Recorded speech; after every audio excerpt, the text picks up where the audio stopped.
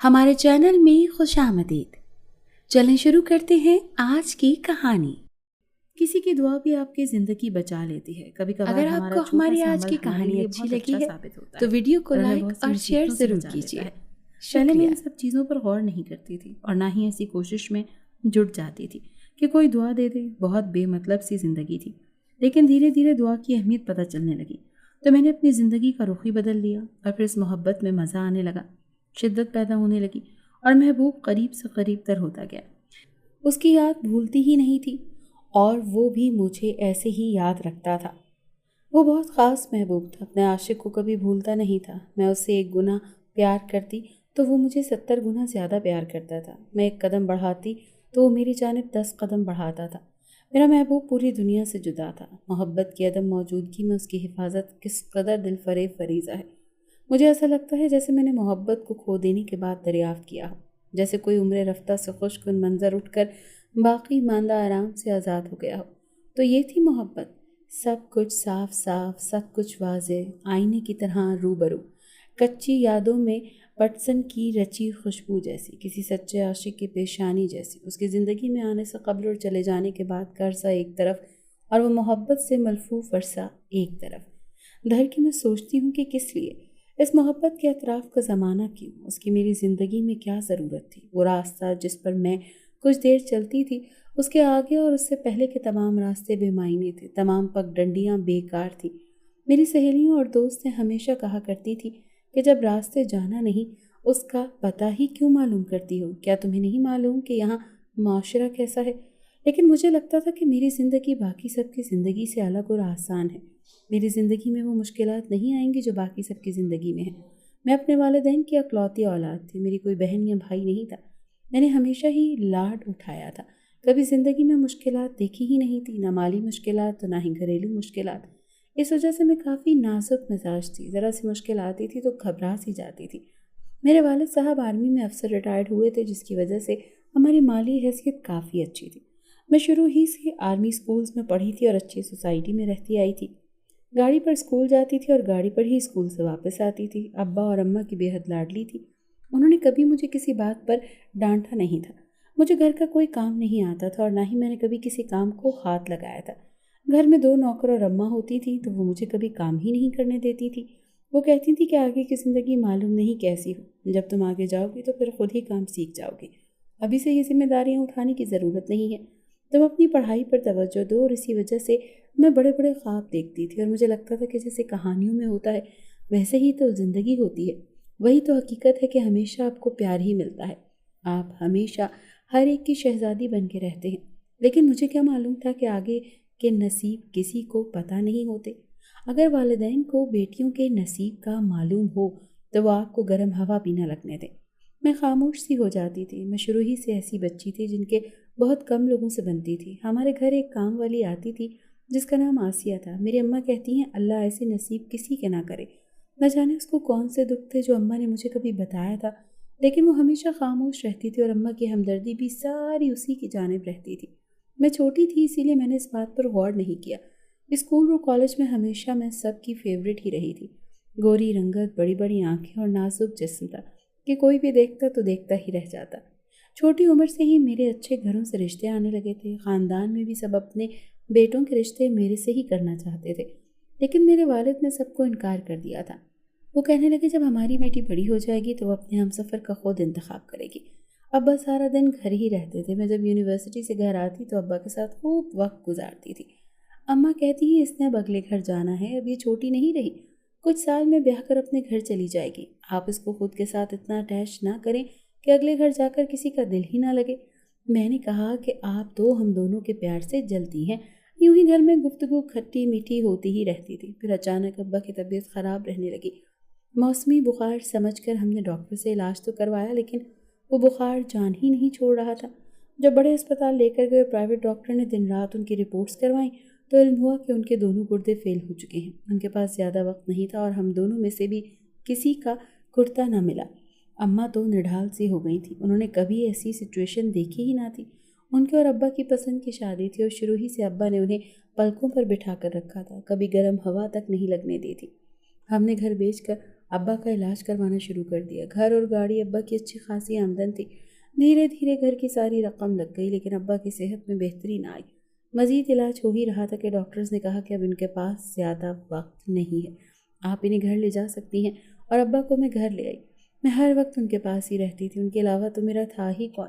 وہ میرے دوست تھے، میں ان سے ہر بات کہتی تھی، اور مجھے معلوم تھا کہ جب باپ نہ رہے تو زندگی بے رنگ سی ہو جاتی ہے۔ جو آج اپنے لگتے ہیں وہ کل پرائے ہو جاتے ہیں۔ صرف باپ ہی ایک ایسا سائبان ہوتا ہے جو بیٹی کو سایہ دیتا ہے، جس کے سائے میں ہر بیٹی محفوظ ہوتی ہے۔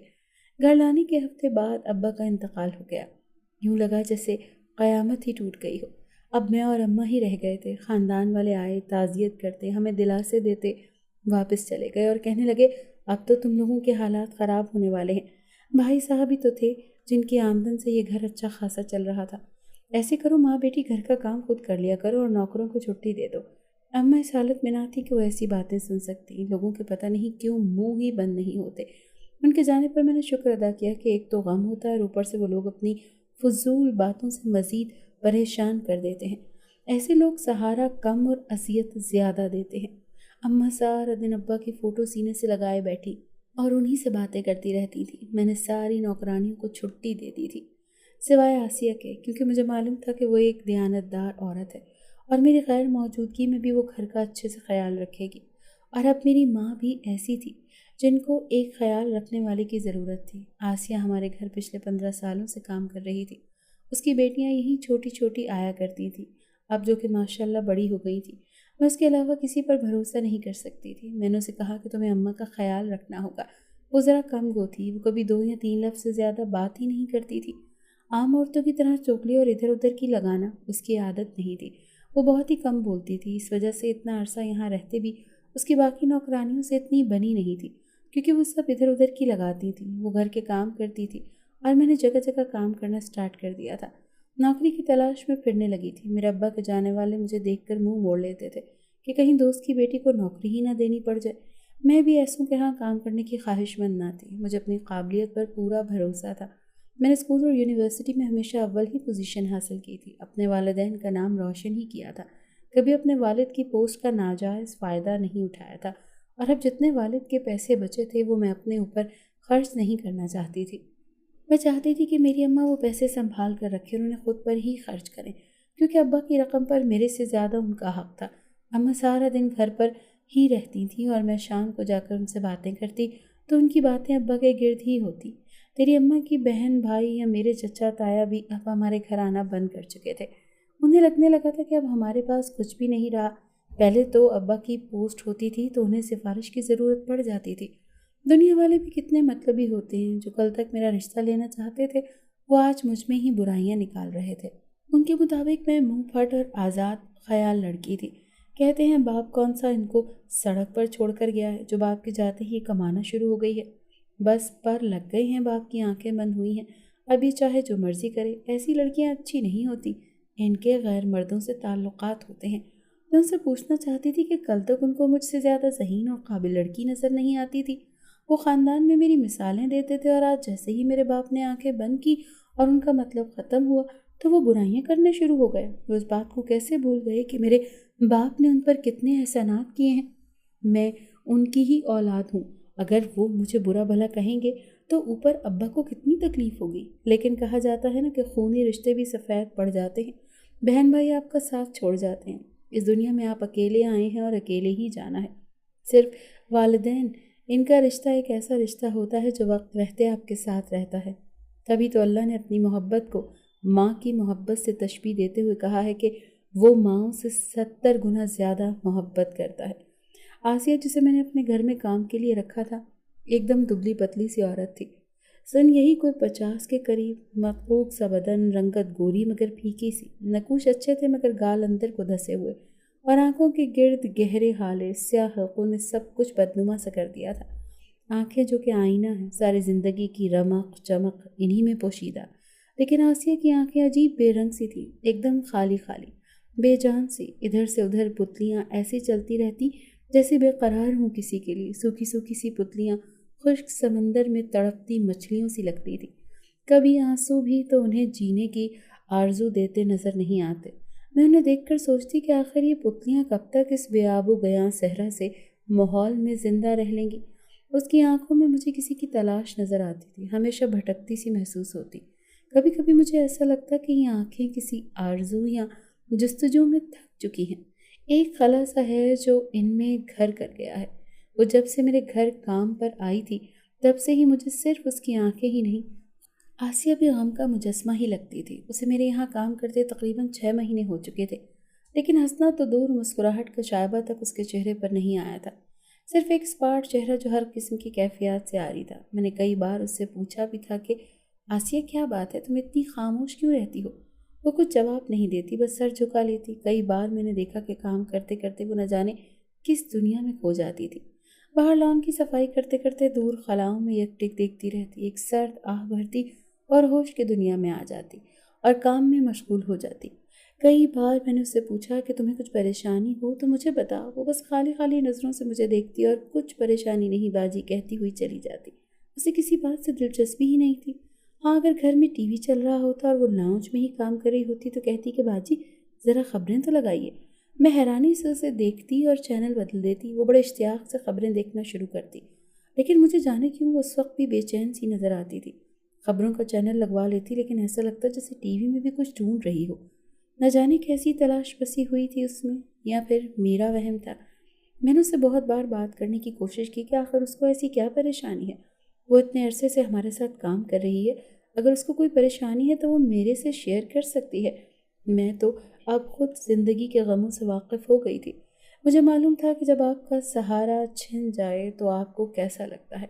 میں نے اس سے جب بھی بات کرنے کی کوشش کی وہ خاموش ہو جاتی، یا تو میرا دھیان بٹا دیتی تھی یا خود اٹھ کر کسی کام کے بہانے سے چلی جاتی تھی۔ میں جن ملازماؤں سے اس کے بارے میں پوچھتی تو کہتے عجیب عورت ہے، اپنے آپ میں ہی مگن رہتی ہے، پتہ نہیں بیٹھی کیا کیا سوچتی رہتی ہے۔ اس دنیا کی تو وہ لگتی ہی نہیں، کسی اور ہی دنیا میں پہنچی ہوتی ہے۔ لیکن ہاں، بات سچ تھی کہ سبھی واقف تھے کہ وہ اپنا کام کتنی ایمانداری سے کرتی ہے۔ جب میں گھر نہیں ہوتی تو اماں کو وہی کھانا کھلاتی ہے اور ان کا دھیان بھی وہی رکھتی ہے۔ اس کے علاوہ میں کسی طرح بھروسہ کرتی اور اماں کہا کرتی تھی کہ آسیہ بہت اچھی خاتون ہے۔ یوں ہی وقت گزرنے لگا۔ ایک دن وہ رونے لگی، کہنے لگی خبروں پہ میری بیٹی کی خبر کیوں نہیں دی جاتی؟ اگر وہ زندہ ہے تو بتا دیا جائے۔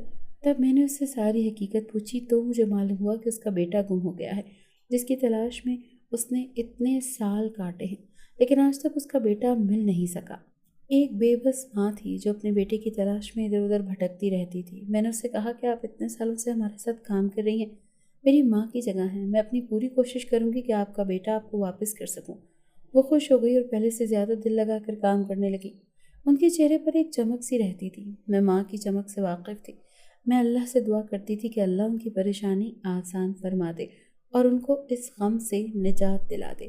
جیسے ہی اماں کی عدت ختم ہوئی تو انہوں نے کہنا شروع کر دیا کہ اب تیرے رشتے دیکھے جائیں گے۔ میں نے کہا ابھی مجھے شادی نہیں کرنی، آپ اکیلی ہو جائیں گی، میں کیسے کسی گھر میں آ کر چلی جاؤں؟ تو انہوں نے مجھے سختی سے منع کر دیا، کہنے لگی میری زندگی کا اب کیا بھروسہ رہ گیا ہے، میں تجھ کو کس کے سہارے چھوڑ کر جاؤں؟ کون ہے تیرا؟ تو بھی جانتی ہے کہ سب نے اپنے رنگ دکھا دیے ہیں، اب ہم کرائے کے فلیٹ میں رہتے ہیں، یہ گاڑی بھی کب تک ہمارا ساتھ دے گی؟ اور اس کے بعد تیرے باپ کا جتنا پیسہ ہے وہ تیری شادی پر لگ جائے گا۔ میں اب یہی چاہتی ہوں، میری یہی خواہش سمجھ لے اور ایک بوڑھی ماں کی بات کو رد نہ کر۔ میں خاموش ہو گئی۔ میں نے کہا جیسے آپ کی مرضی، لیکن میں آپ کا دھیان رکھنا نہیں چھوڑوں گی۔ آپ ایسے شادی کیجیے گا کہ میں روز آپ سے ملنے آ سکوں۔ وہ میری ہاں کرنے پر ہی خوش تھیں، کہنے لگی تم بے فکر ہو جاؤ، اللہ تیرے نصیب اچھے کرے گا۔ انہیں کیا معلوم تھا کہ جن کے باپ مر جائیں ان بیٹیوں کے نصیب اچھے نہیں ہوتے، سب ان کو مفت کا مال سمجھ لیتے ہیں، یہ سمجھ لیتے ہیں کہ ان کے سر پر تو کسی مرد کا سایہ ہی نہیں ہے، ان کو کون پوچھنے والا ہوگا۔ رشتے کروانے والی نے ایک رشتہ دیکھنا شروع کیا۔ وہ لوگ بظاہر بڑے اچھے نظر آ رہے تھے اور ان کا بیٹا بھی باہر ملٹی نیشنل کمپنی میں ہی کام کرتا تھا۔ انہوں نے وعدہ کیا تھا جیسے ہی شادی ہوگی اس کے کچھ عرصے بعد اس کو باہر لے جا لے گا۔ اس کی ایک ہی ماں تھی۔ میں حیرانی ہو رہی تھی کہ وہ اپنی ماں کو یہاں چھوڑ کر مجھے کیسے باہر بلا لے گا؟ ایسے لوگ تو لارے ہی لگاتے ہیں۔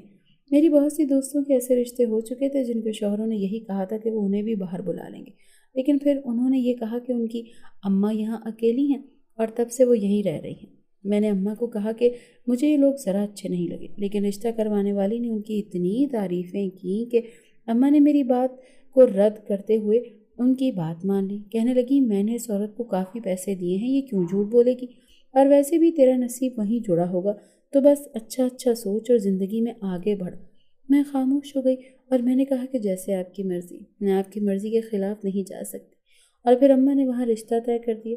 میری ساس تو میرے وارے نیارے جا رہی تھی۔ کہنے لگی آپ کی بیٹی کو جہیز دینے کے بجائے نقد رقم دے دیجیے گا تاکہ آگے کسی کام آئے، ہمارے گھر میں اللہ کا دیا سب کچھ ہے۔ ان کی باتوں میں تو میں سمجھ نہ سکی کہ مجھے تو پہلے ہی ان کی باتوں سے خطرے کی بو آ رہی تھی، لیکن میری ماں ہی تھی جو یہ سب بات سے بھی مثبت مطلب نکال چکی تھی۔ 1 مہینے کے اندر اماں نے آسیہ کے ساتھ جا کر سارے بازاروں کے چکر لگائے۔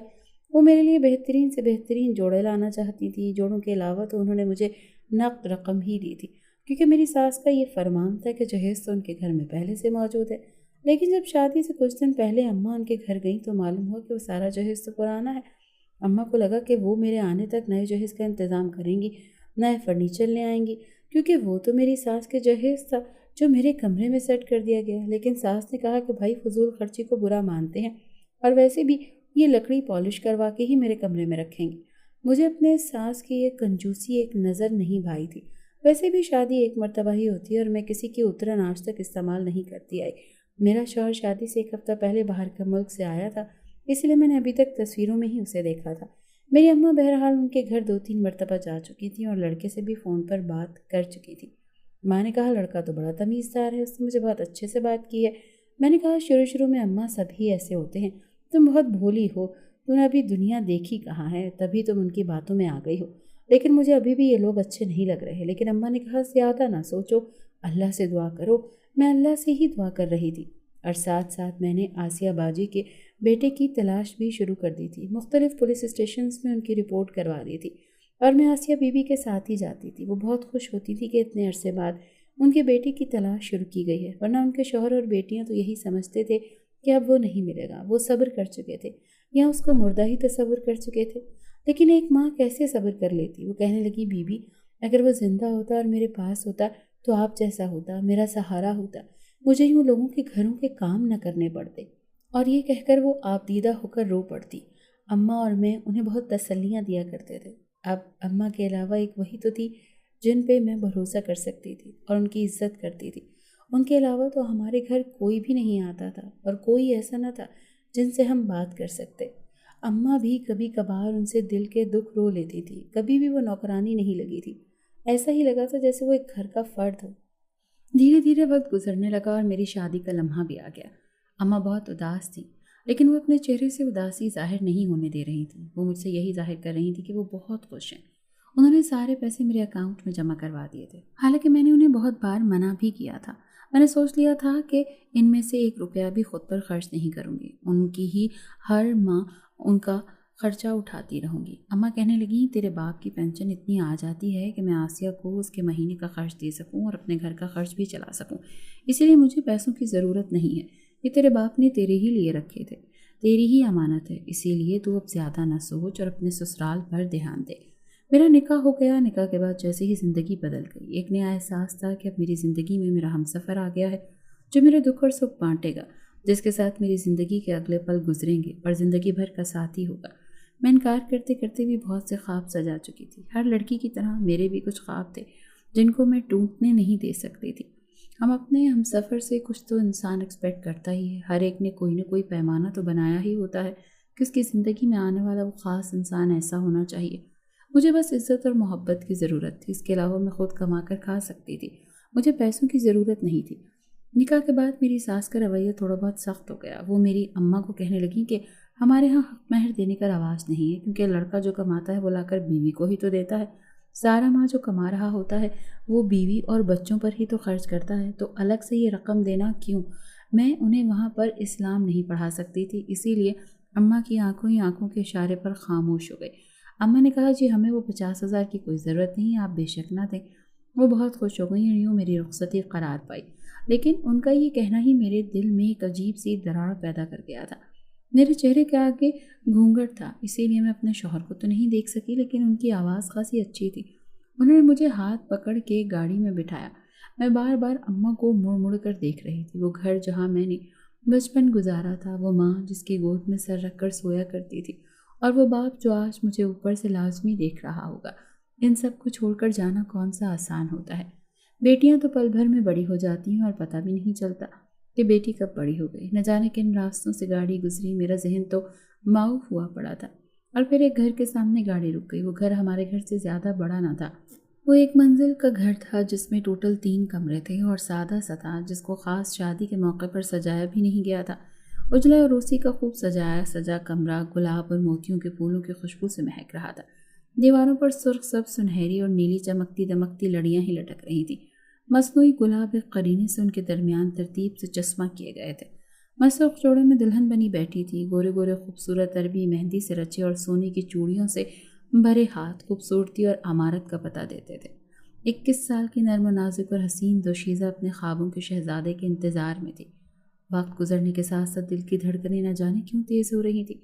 دروازہ کھلنے اور بند ہونے کی آواز نے جیسے اسے بالکل ہی قابو سا کر دیا۔ قدموں کی چاپ آہستہ آہستہ قریب آ کر رکی۔ میں ادھر ادھر دیکھ ہی رہی تھی کہ میرا شوہر کمرے کے اندر آیا۔ اس نے بلند آواز میں سلام کیا۔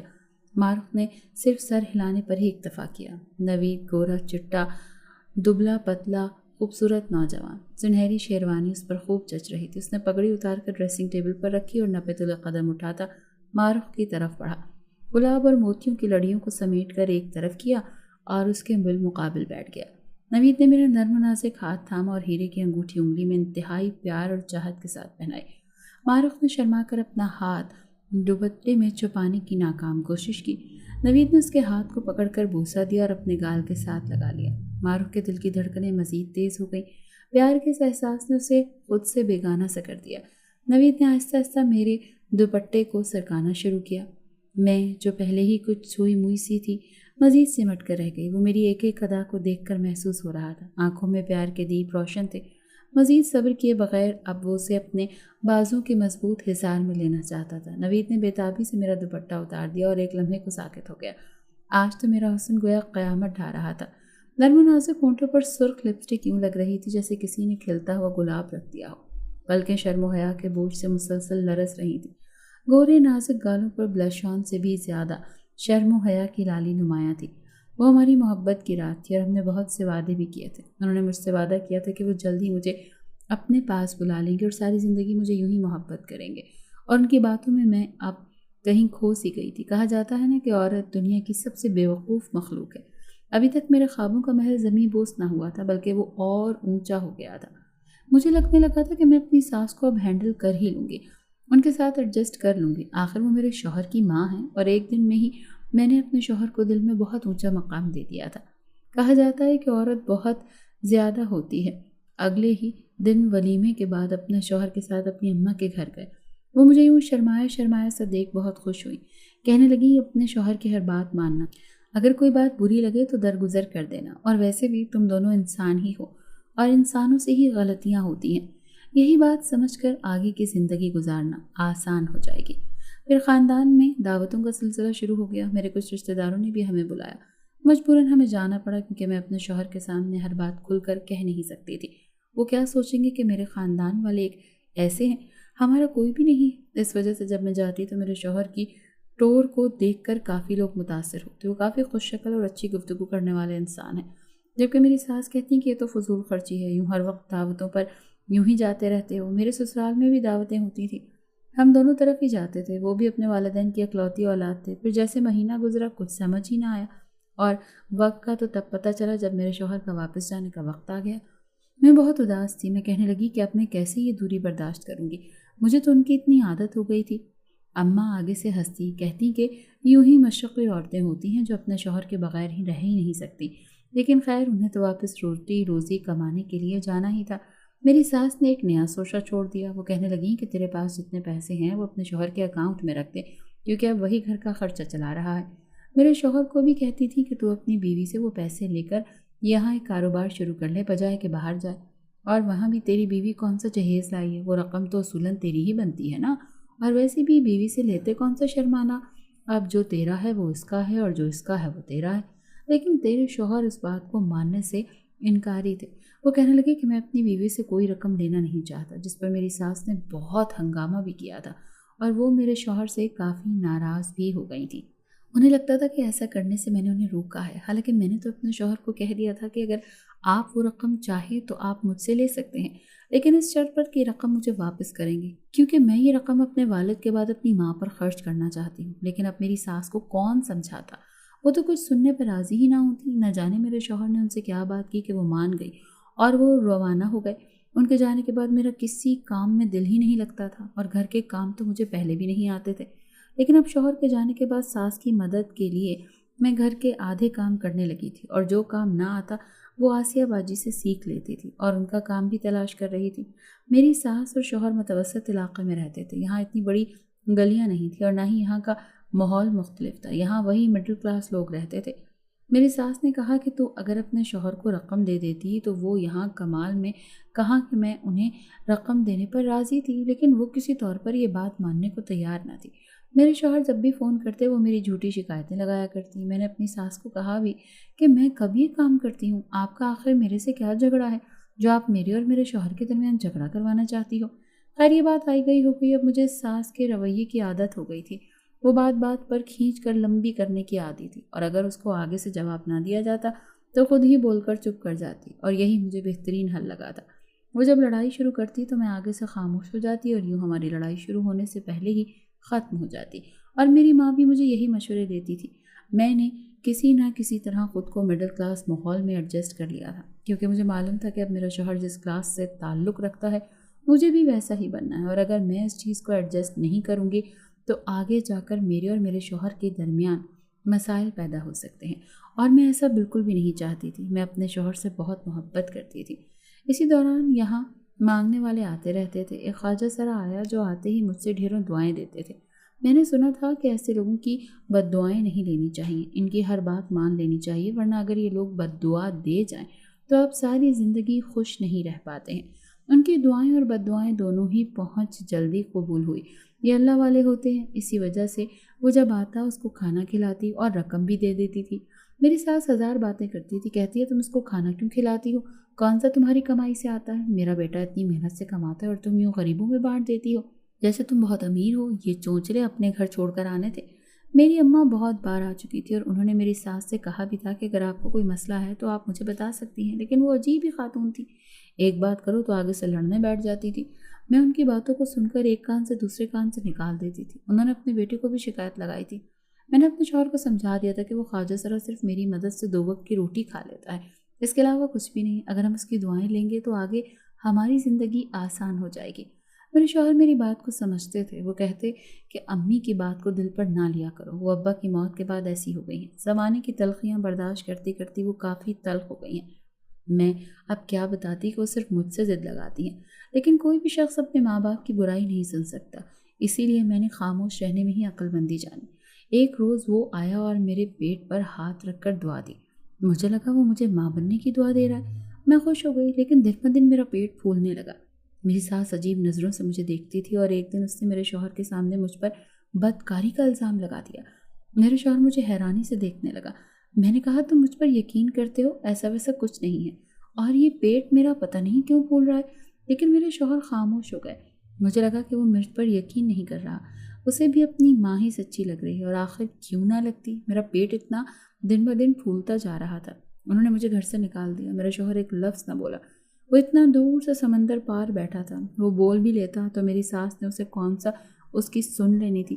میں اپنی ماں کے گھر آ گئی اور اپنی ماں کو ساری رودات سنا دی، حالانکہ میں انہیں دکھی نہیں کرنا چاہتی تھی، لیکن میں کیا کرتی، آخر کو ماں کے علاوہ میرا تھا ہی کون۔ کچھ دن بعد ڈاکٹر کے پاس گئے۔ ڈاکٹر نے جب میرا علاج شروع کیا تو پتہ چلا کہ مجھے تو پتھری ہے جس کی وجہ سے میرا پیٹ سوج رہا ہے۔ انہوں نے مجھے دعا دی اور میں کچھ دن میں ٹھیک ہو گئی۔ میں نے اپنے شوہر کو ساری رپورٹس بھیجی، لیکن میری ساس اس بات کو ماننے کو راضی ہی نہ تھی۔